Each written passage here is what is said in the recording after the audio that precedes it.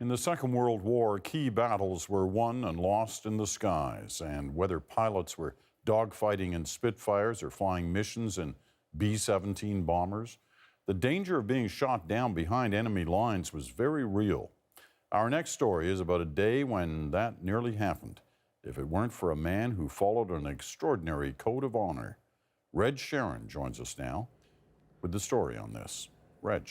Peter, sometimes in war, in the middle of the most horrible acts that humans can inflict upon each other, something incredible can happen, a true moment of humanity, if you will.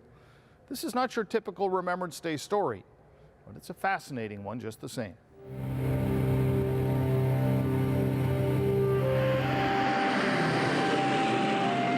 On an August afternoon, a piece of history comes to town. When a B-17 bomber lands, as it did here in Winnipeg this summer, it always draws a crowd. Beautiful airplane, but just please watch your head.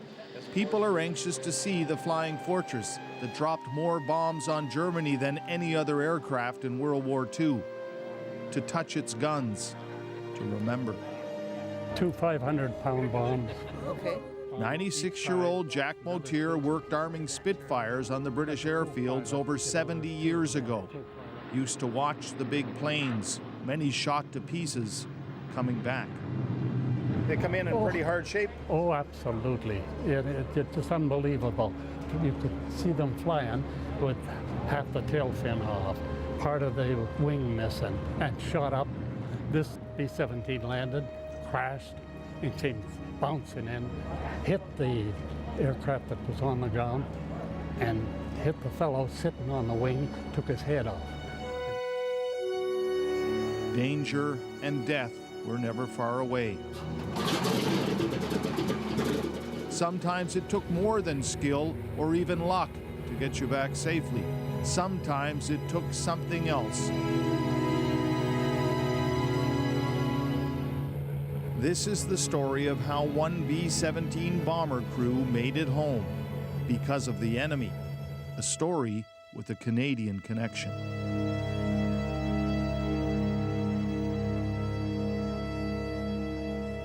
This looks like Africa. That is Africa.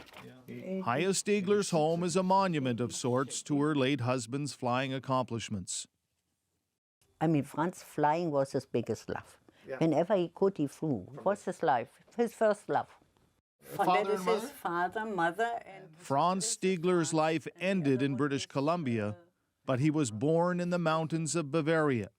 His father, a World War I pilot. As a young man, Franz and his brother August learned to fly in gliders they built themselves.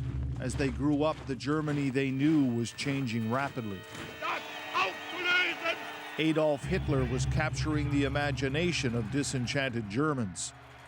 I think a lot of people were hopeless, and a lot of people probably didn't even realize what was going on.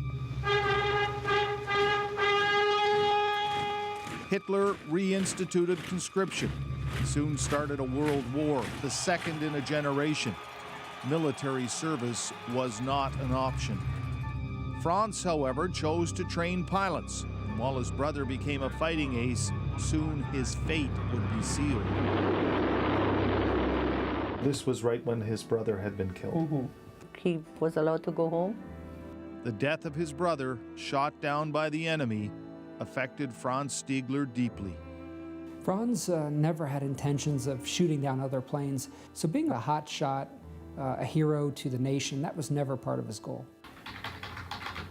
Author Adam Makos knows Fanz Stigler's story intimately, spent years researching it for his book, A Higher Call. He says the death of Stigler's brother was a pivotal moment in his life. At that moment, Franz changed as a person because the war suddenly became very personal. He fell victim to that human emotion, the want for revenge. Start auf einem Feldflugplatz in Afrika. The newly minted fighter pilot found himself in Africa under the watchful eye of squadron leader Gustav Rodel. Rodel had a strict code of conduct, especially when it came to the enemy. He told Stigler, "If I ever catch you shooting at a man in a parachute, a downed fighter, I will shoot you down myself." Mako says Rodel added something else. Franz, it's not for your enemy that you do this. You do this for yourself, for your soul, so that one day, if, God willing, you survive this war, you can live with yourself. A skilled fighter after Africa, Stigler served in Sicily and Europe, and while shot down several times, he always survived and was on the verge of achieving the coveted Knight's Cross. Shooting down one more enemy bomber would do it. On the other side of the English Channel, the enemy was putting more bombers in the air every day. A young second lieutenant from West Virginia named Charlie Brown was getting ready to fly his first mission. As a rookie, he and his young crew, most barely 20, would occupy the most dangerous spot in the B-17 formation. On December 20th, 1943, almost as soon as they hit German territory, they were in trouble. It was a terrible first mission. They were hit before they even got to drop their bombs. So they lost one engine, the nose got blown off. They drop their bombs, they fall out of formation. Another engine falls off. Next thing you know, the German fighters swarm this plane. It was 15-1. B-17 out of control at 3 o'clock. As luck would have it, Charlie Brown lost control and his plane fell through the sky, losing their fighters but just barely avoiding a crash. But that's when Fanz Stigler got them in his sights. Every foot of the bomber had a hole. He looks down the tail, and there he sees the tail gunner. He sees the gunner is slumped over them. His head is practically missing, and the blood is actually streaming down the barrels of the guns. In that moment, depicted here by artist John D. Shaw, Fanz Stigler, seeing the big bomber is crippled, commits an act some would call treason, punishable by death. After looking his enemies in the eyes, he decides to save them. And he says, this bomber with these 9 or 10 men aboard is the same thing as a man in a parachute. And he remembered that lesson from the desert. When he saw the wounded men on that bomber, he saw their eyes, suddenly he saw his brother's eyes. He saw his brother's face. He saw his brother's last moment. And he realized that he was about to kill men just like someone had killed his brother in a way. And he couldn't do it. And he couldn't do it. Instead, Stigler escorts them right across German lines, staying just off the big bomber's wing so anti-aircraft guns wouldn't fire, then leaving them with a salute to limp back to England. Upon landing, Charlie Brown tells his incredible story, but not for long. And the intelligence officer said, wow, this is incredible. I'm going to run this up the flagpole. And sure enough, the same intelligence officer comes back an hour later with a different look on his face. He's not happy. He says, Charlie, you can't tell anyone what happened. The brass is putting a lid on this thing. No medals, no recognition. Exactly. They didn't want word of this to get out. Brown would survive 26 more missions, finally getting to celebrate the end without ever speaking another word about the German fighter pilot who saved his crew. Franz, too, would survive the war, only to emigrate to Canada looking for work. No, that is from the Queen's journals mainly. Marrying Haya, becoming a proud Canadian citizen, initially working in the logging camps where he was accepted as an equal. That's why he went to Canada. And Canada, he had no problem. He always loved Canada. He always loved Canada. But he never forgot that American bomber crew. He says, you know, I always wonder, because he couldn't talk about it before. And he says, I wonder what happened to that plane, whether they made it back to England. He always wondered. Decades passed until one day Franz picked up a German military newsletter only to find a B-17 pilot named Charlie Brown was trying to find him. They exchanged letters, and on June 21st, 1990, in Seattle, Washington, 57 years after that fateful day, the two former combatants met. This footage was shot by a friend.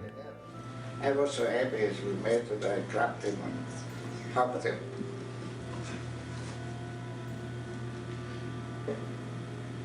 Wasn't easy.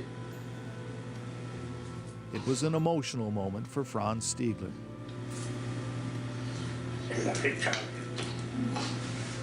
The two became best friends, traveling the country, speaking at different functions. Charlie Brown's nightmares of that fateful day stopped, and he eventually was awarded his country's second highest honor for his actions that day in 1943. Fanz and Charlie both died in 2008, just 8 months apart. Fanz Stigler never got his Knight's Cross, but as he often said, he got something much better. And Peter, while researching the book, author Adam Makos found a private note that Fanz Stigler had written to Charlie Brown. In part it reads, "In 1940, I lost my only brother. Just before Christmas, I had the chance to save a B-17 from her destruction. The pilot Charlie Brown is for me as precious as my brother was. Thanks, Charlie." Quite the story. Peter? Man, I'll say. Thanks, Reg. Reg Sharon. Well, you saw author Adam Makos there in Reg's story. He detailed the story of Fanz Stigler and Charlie Brown in a book. A Higher Call was published last year and spent 19 weeks on the New York Times bestseller list. It's now being published in France, Poland, Hungary, and yes, Germany. The film rights have also been picked up by Academy Award-winning writer Tom Stoppard.